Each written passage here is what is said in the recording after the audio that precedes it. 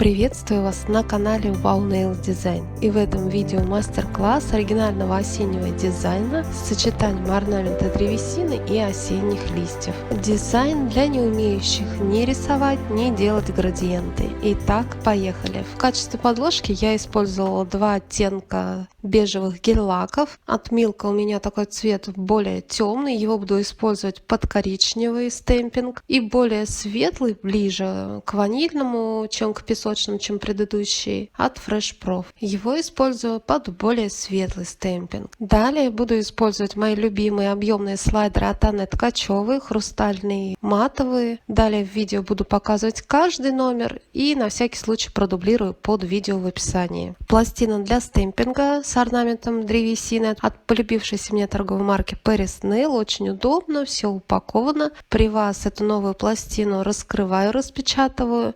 Безумно красивые орнаменты с четкой глубокой гравировкой.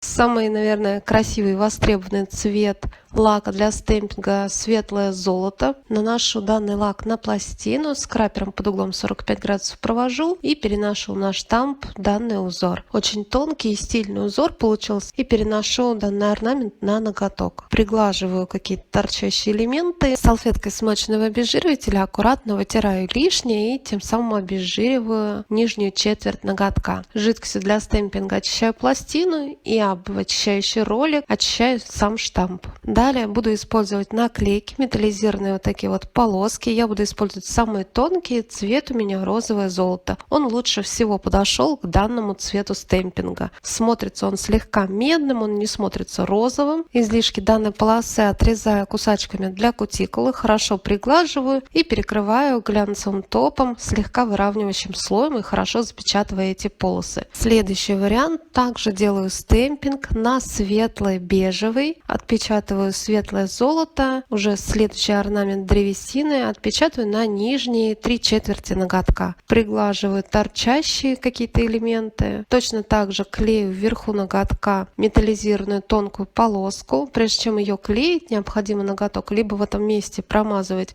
топом без липкого слоя, либо просто обезжирить ноготок. Я приклеила на обезжиренный гель-лак, кусачками откусила лишнее, хорошо пригладила ноготком, либо это можно сделать силиконовой кистью. И далее примеряю необходимый слайдер. Мне он немножечко великоват, я отрезаю лишнее, вырезаю по размеру. Затем на то место, где у меня будет слайдер, наношу базу для гель-лака, сушу ее только 5 секунд и на недосушенную базу переношу хорошо размоченный слайдер. Двигаю, если нужно, излишки отрезаю кусачками, если необходимо, и затем уже разглаживаю силиконовой кистью. Для совсем зверской носки сверху промазываю слайдер базой для гель-лака и излишки с выпуклых мест слайдера снимаю кистью. Просушиваю 10 секунд и затем уже ноготок перекрываю топом. Этот ноготок я перекрываю глянцевым топом, также плоской кистью снимаю излишки, это с выпуклых мест слайдеров, чтобы он не потерял свою фактурность. Сушу половину времени, 30 секунд, и затем уже густым гелем либо топом делаю, наставляю объем. Наставляю по очереди 2-3 элемента и промежуточно фиксирую либо фонариком, либо в лампе по 3-5 секунд. И таким образом наставляю объем на каждом элементе, где необходимо дублирую, окончательно просушиваю 30 секунд. Вот такие вот красивые хрустальные стеклянные желуди у меня получились. И следующий ноготок также буду делать стемпинг. Лаком для стемпинга светлое золото, отпечатываю орнамент древесины, скрапером лишнее убираю и переношу узор на ноготок.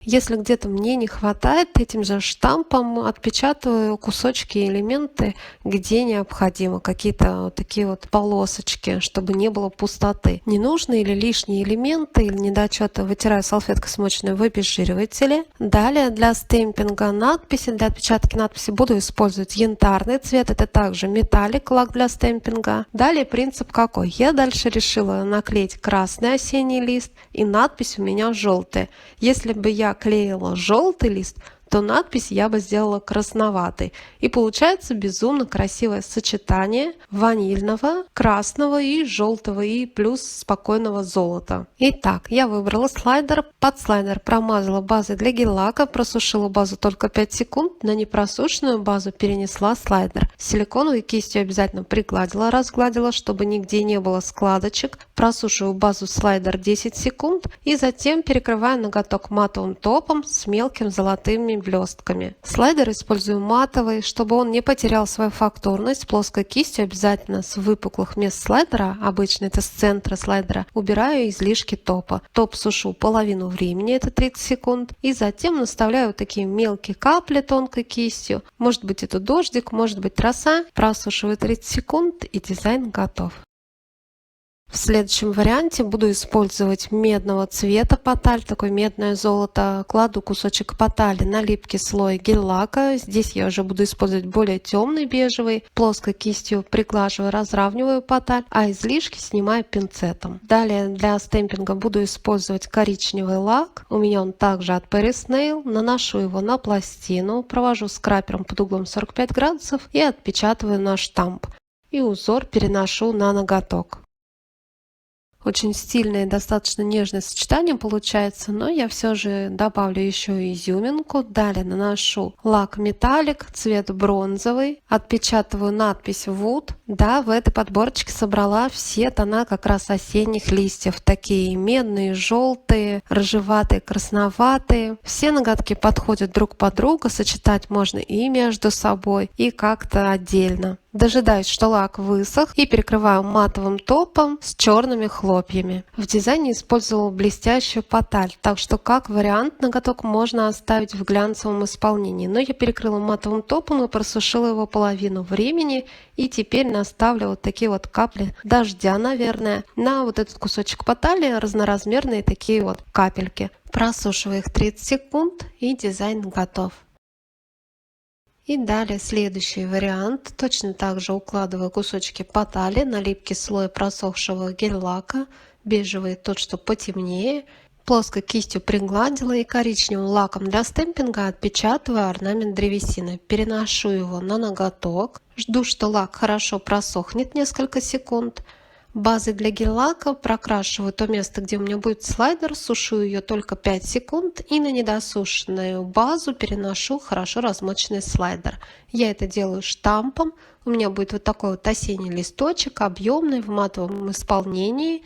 Разглаживаю, чтобы нигде не было складочек силиконовой кистью. Фиксирую в лампе, досушиваю базу и слайдер. И для стопроцентной носки слайдер могу промазать базой для гель-лака. Из рифленых мест слайдера излишки базу убираю. Подсушив базу 10 секунд в лампе, ноготок перекрываю матовым топом, у меня он с черными хлопьями. Чтобы слайдер не потерял свою фактурность и объемность, излишки топа снимаю плоской кистью. Просушиваю топ половину времени и наставляю прозрачным гелем либо густым топом. Разноразмерные мелкие такие капельки, капли росы или дождя. Просушиваю дизайн 30 секунд, и дизайн готов. Ну что скажете, как вам мои идеи осеннего маникюра, осеннего дизайна? Надеюсь, это видео вам понравилось и было полезным. Не забывайте ставить лайки, мне будет очень приятно. А также подписаться на мой канал, если еще этого не сделали, чтобы не пропустить новые интересные идеи. И до новых видео!